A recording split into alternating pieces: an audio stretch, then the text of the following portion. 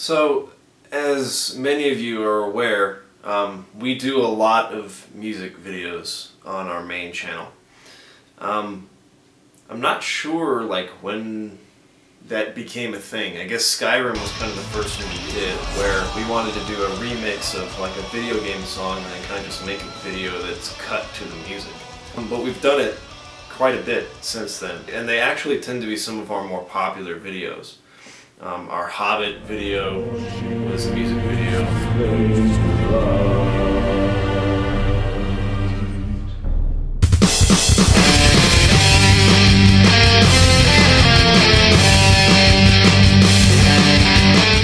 did an Assassin's Creed song. That's one of our bigger videos.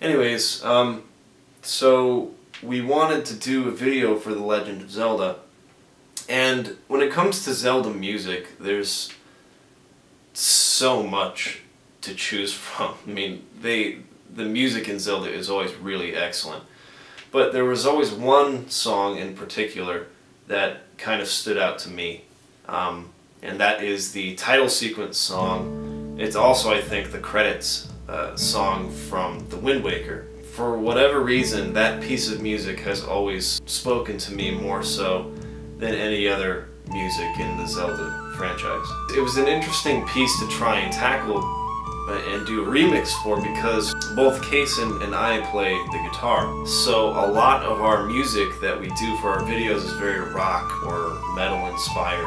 And so we knew we wanted to incorporate that, because that's kind of our style, into this piece. But at the same time, it's so beautiful and serene and peaceful that it was hard to work that in.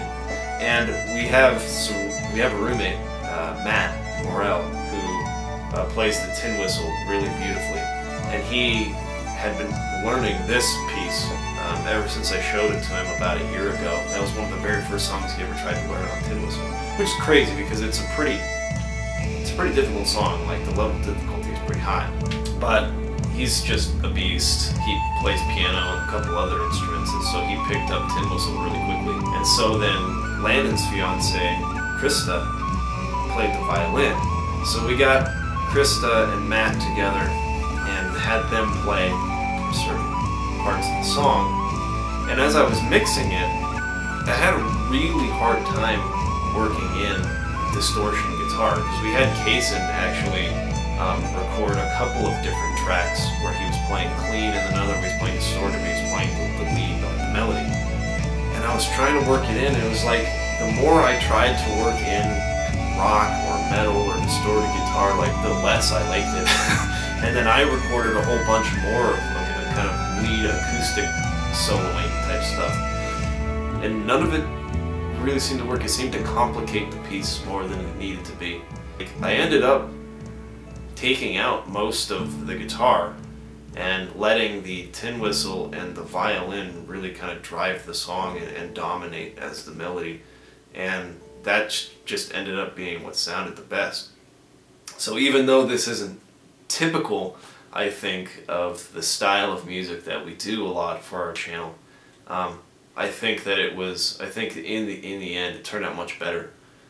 The more I took away of what I could do in terms of my musicianship, and just let the whistle and the violin kind of take over.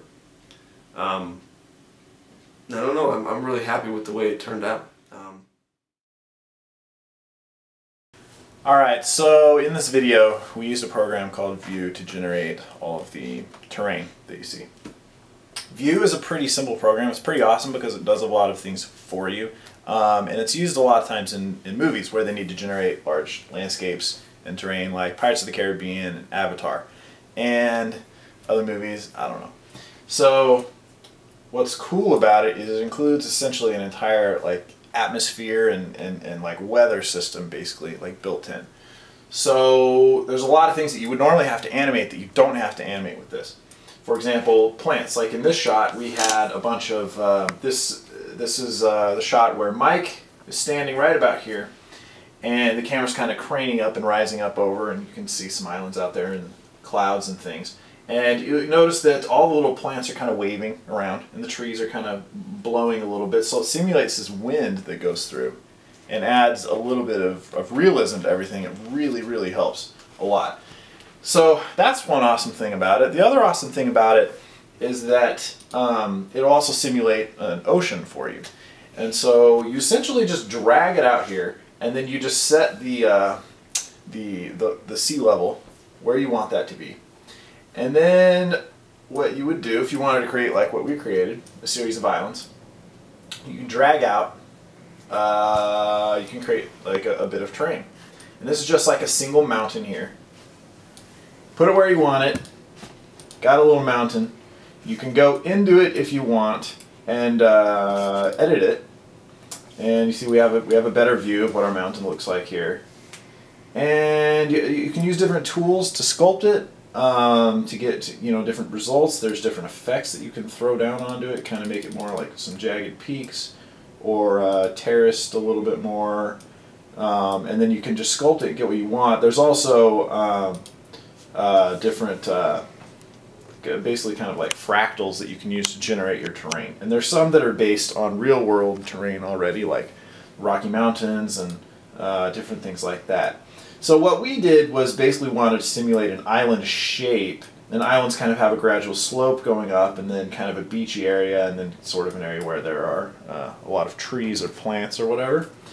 However, in Wind Waker, the islands are a lot more cliff-like. I don't know. They shoot up more vertically. And so that's kind of the look that we ended up going with a little more here, was islands that were more vertical. So you see this one, this is not very realistic. This is shooting straight up. This is extremely steep. But it gave us the look that we wanted, that was more like Wind Waker.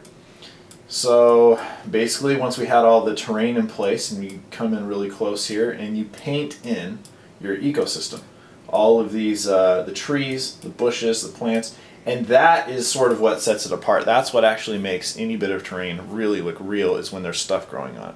Because you can get all the detail and everything in it looking pretty good, and a nice texture on it, and have some believable shape to it. But especially something like tropical like this, there would be crap growing all over the top of it.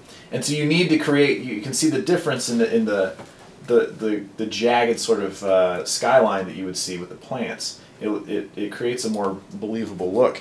In our Skyrim short film that we made, there's that opening shot where the camera cranes down through the clouds, and you see this large landscape.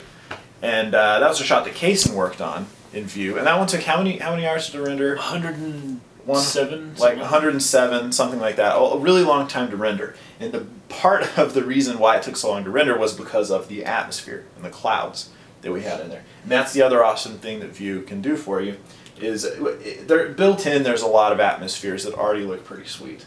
You just go into load atmosphere, and you've got selections of different sunsets, different things, and other ones that people have made that you can purchase if you see it and you think it looks really awesome.